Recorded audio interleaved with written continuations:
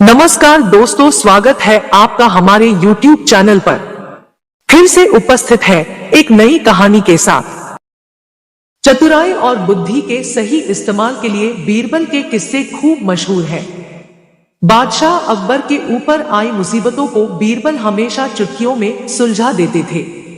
सिर्फ असल जिंदगी की परेशानी ही नहीं, बल्कि बादशाह के सपनों की गुत्थियों का जवाब भी बीरबल के पास होता था।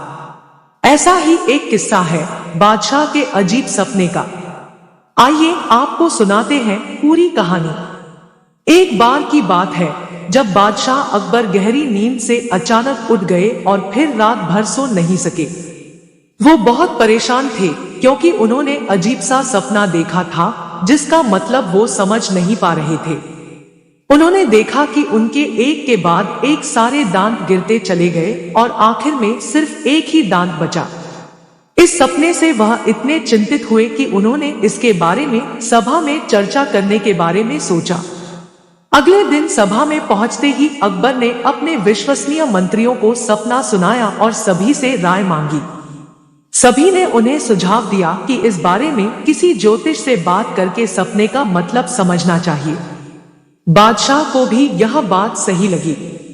अगले दिन उन्होंने दरबार में विद्वान ज्योतिषों को बुलवाया और अपना सपना सुनाया।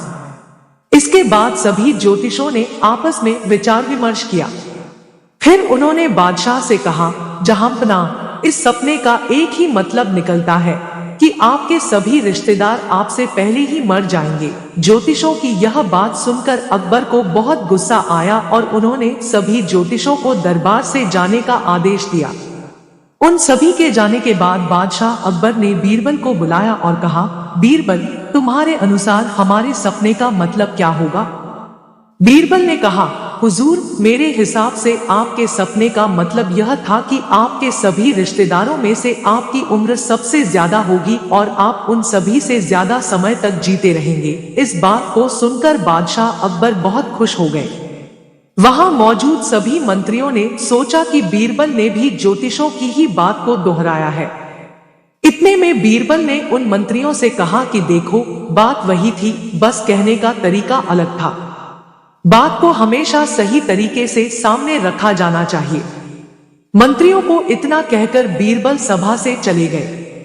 कहानी से सीख, किसी भी बात को बोलने का एक सही तरीका होता है। विचलित करने वाली बात को भी सही तरीके से कहा जाए तो उसका बुरा नहीं लगता। किसी वजह से बात को हमेशा सही तरीका और सलीके से रखा जाना चाहिए। दोस्तों, यह कहानी आपको कैसी लगी कमेंट करके जरूर बताइए और हमारे चैनल को सब्सक्राइब भी कीजिए।